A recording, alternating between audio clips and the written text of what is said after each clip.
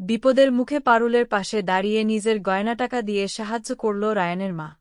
আমরা এমনটাই দেখতে পারব আজকের পর্বে। বিস্তারিত জানতে ভিডিওটি দেখতে থাকুন।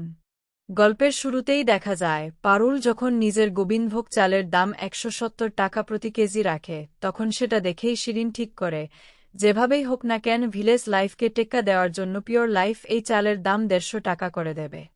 আর সেই কারণেই অ্যানাউন্সমেন্ট করে দেয় যে চালের প্রতি কেজির দাম ১৫০ টাকা। আর যখন সবাই ১৫০ টাকা করে দাম শোনে, তখন যথারীতি কেজি প্রতি ২০ টাকা কম হওয়ার জন্য ভিলেজ লাইফ নাই, বরং পিওর লাইফকেই পছন্দ করে।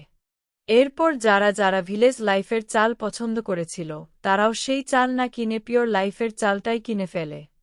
এসব দেখার পর পারুল বুঝতে পারে এবার সে পুরোপুরি লেসে চলতে যাচ্ছে। পারুলের একদমই ভালো লাগে না। কি করবে নিজেই বুঝে উঠতে পারে না। তখন শিরিন বলে, কিরে পারুল, এবার তুই কি করবি? তোর পক্ষে আর কিছু করা সম্ভব না। দেখলি তো আমি ঠিক কি করতে পারি। পারুল বুঝতে পারে সেদিন সে অনেক বড় একটা চাল চালেছে। এবার কিভাবে নিজেকে সামলাবে আর ভিলেজ লাইফকেই বা কিভাবে বাঁচাবে সেটাই ভাবতে থাকে। তখনই মল্লার বলে, দেখলে তো সেদিন ও কিভাবে একটা ফোন দিয়েই সবকিছু শেষ করে দিল। তখনই অনিরুদ্ধ বলে, মনে হচ্ছে এবার আমরা আমাদের কোম্পানিকে নিয়ে সত্যিই বিপদে পড়তে চলেছি। কিভাবে সবটা সামলাবো সেটাই বুঝতে পারছি না। এরপর অনিরুদ্ধ খোঁজ নেয় তাদের যতগুলো ব্রাঞ্চে চাল রয়েছে, সেই চালের একটা প্যাকেটও বিক্রি হয়নি। আর এটা শোনার পরে পারুলের খুব খারাপ লাগে। পারুল বুঝতেই পারে না এখন কি করবে। অন্যদিকে শিরিন বলে, খুব ব্যবসা করবে তাই না? পিওর লাইফের মতো বড় কোম্পানিকে টেক্কা দিবি? দেখ এবার তোর অবস্থা ঠিক কতটা খারাপ হতে পারে। এরপর তুই বুঝবি কত ধানে কত চাল। পিসিমনি বলে, এই মেয়েটা কোনোদিনও নিজেকে শোধরাবে না। বারবার পারুলের জীবনটা তছনছ করে দিচ্ছে। পারুল, তুমি চিন্তা করো না, দেখবে ঠিক একটা ব্যবস্থা হয়ে যাবে। তখন পারুল বলে, কি ব্যবস্থা হবে পিসিমনি? আমি তো নিজেই বুঝে উঠতে পারছি না। তবে খুব সম্ভবত অনেক বড় একটা ডিসিশন নেওয়ার সময় চলে এসেছে। তখন মল্লার বলে, কি সেই ডিসিশন? এদিকে পিসিমনি থেকে শুরু করে অনিরুদ্ধ সবাই বাইরে বেরিয়ে কথা বলতে থাকে। পারুল যে শিরিনকে রীতিমতো মারতে যাচ্ছিল সেটা নিয়েই একটা কেস হয়ে যায়। পারুল নিজের রাগ কন্ট্রোল করতে না পেরে সবার সামনেই শিরিনকে মারবে বলে ঠিক করেছিল। কিন্তু সবাই মিলে ঠিক সময়ে পারুলকে সেখান থেকে সরিয়ে দেয়। এরপর পারুল বলে, আর সহ্য হচ্ছে না। আমি আর সহ্য করতে পারছি না। একটা রাগ হচ্ছে যে সেটা আর বলার মতো না। তখনই পিসিমনি বলে, পাগল, তুমি একটু শান্ত হও। তুমি শান্ত হলেই দেখবে একটা না একটা উপায় ঠিক বেরিয়ে যাবে। আমি তোমাকে বলছি সব ঠিক হয়ে যাবে। কিন্তু পারুল বলে, আদৌ কি সব ঠিক হবে?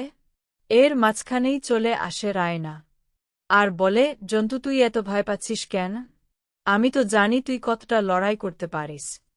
তারপরেও তুই ভয় পাচ্ছিস শিরিনকে? এর আগে শিরিন যতবার প্ল্যান করেছে তোর জন্যই সব প্ল্যান ভেস্তে গেছে। আর এখন তুই একটা প্ল্যান করতে পারছিস না? দেখ পারুল, যা হবে খুব ভালোই হবে। তুই শুধু মন দিয়ে কাজটা করে যা। সবকিছু ঠিক হয়ে যাবে। আর তখনই পারুল বুঝতে পেরে যায় তাকে ঠিক কি করতে হবে। এর মাঝখানে পিসিমনি মনে মনে ভাবে, রায়ান যতই বলুক না কেন যে সে পারুলকে ভালোবাসে না, আসলে সে পারুলকে অনেক বেশি ভালোবাসে। এদিকে রায়ান একটা বুদ্ধি অ্যাপ্লাই করবে বলে ঠিক করে। কারণ শান্ত মাথায় ভাবতে ভাবতে তার মনে পড়ে যায় সোশ্যাল মিডিয়ায় ভাইরাল হওয়া একটা ভিডিওর কথা। সেখানে দুইজন তরমুজ বিক্রেতা আলাদা আলাদা দামে তরমুজ বিক্রি করছিল। কেউ ৫০ টাকা কেজি, আবার কেউ ৬০ টাকা কেজি দরে বিক্রি করছিল। তখন যে মানুষটা ৫০ টাকা কেজি দরে তরমুজ বিক্রি করছিল তার কাছ থেকে সব তরমুজ কিনে নেন অন্যজন। তারপর যে ৬০ টাকা দরে বিক্রি করছিল সে নিজের তরমুজের দাম আরও বাড়িয়ে দেয়। আর ঠিক এই বুদ্ধিটাই কাজে লাগাবে বলে ঠিক করে পারুল। এরপর পারুল বলে, আমরা যদি সমস্ত চাল কিনে নিই তাহলে তো এই সমস্যাটাই থাকবে না। তারপর অনিরুদ্ধকে বলে, আমরা যদি শিরিনের কাছ থেকে সমস্ত চাল ১৫০ টাকা কেজি দরে কিনে নিই তাহলে পরে তো আমরা ১৭০ টাকা কেজি দরে চাল বিক্রি করতে পারব। আর সবাই তখন সেটাই কিনবে। তখন অনিরুদ্ধ স্যার বলে, হ্যাঁ, সেটা তো করাই যায়। কিন্তু এটা কি এটাই সহজ হবে? তখন পারুল বলে, কোনো কিছুই তো সহজ না। তবে আমাদের সহজ করে নিতে হবে। কারণ আমরা ১৫০ টাকা কেজি দরে চাল বিক্রি করতে পারব না। অলরেডি আমরা অনেকটা লসে রান করেছি। আর ১৫০ টাকা কেজি দরে চাল বিক্রি করতে গেলে আমাদের আরও বেশি লস হয়ে যাবে। তাই আমাদের সব দিক ঠিক রেখে এই সিদ্ধান্তটা নিতে হবে। আর এটা শোনার পর অনিরুদ্ধ স্যার বলে, বেশ, তুমি যখন বলছো তখন একবার হিসাব করে দেখা যাক। এরপর ভিলেজ লাইফ ঠিক করে পিওর লাইফকে টেক্কা দেবে।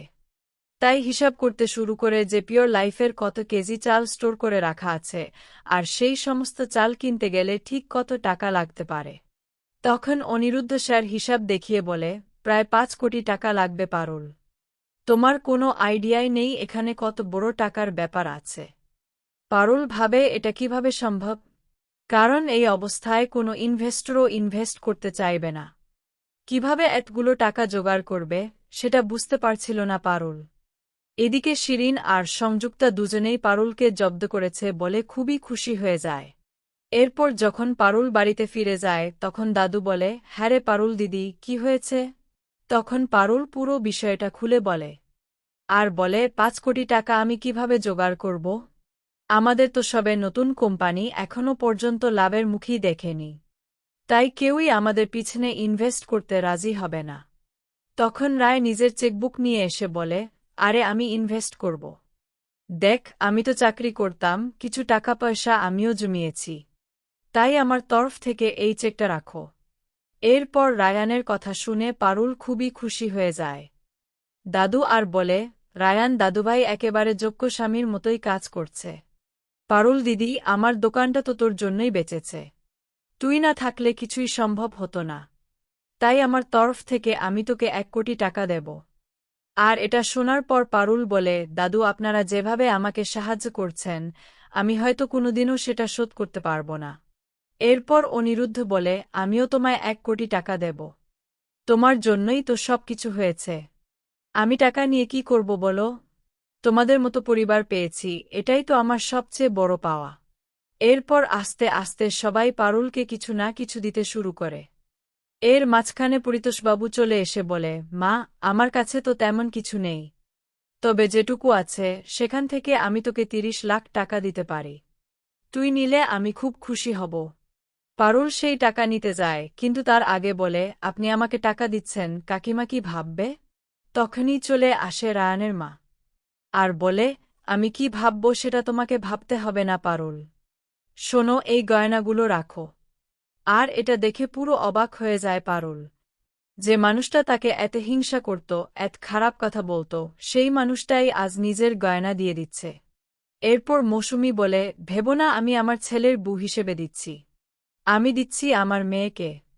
তুমি আমার মেয়েকে বাঁচিয়েছ। শুধু তাই না, অনেকবার এই পরিবারকেও বিপদের হাত থেকে বাঁচিয়েছ। তাই এই গয়নাগুলো তুমি রাখো। তখন পারুল বলে, আমার কাছে এখন শক্তি আছে। আমি এই শক্তি দিয়েই শিরিনকে পরাজিত করব। এরপর পারুল সবার দেওয়া টাকা নিয়ে মন দিয়ে ব্যবসার কাজে লেগে পড়ে।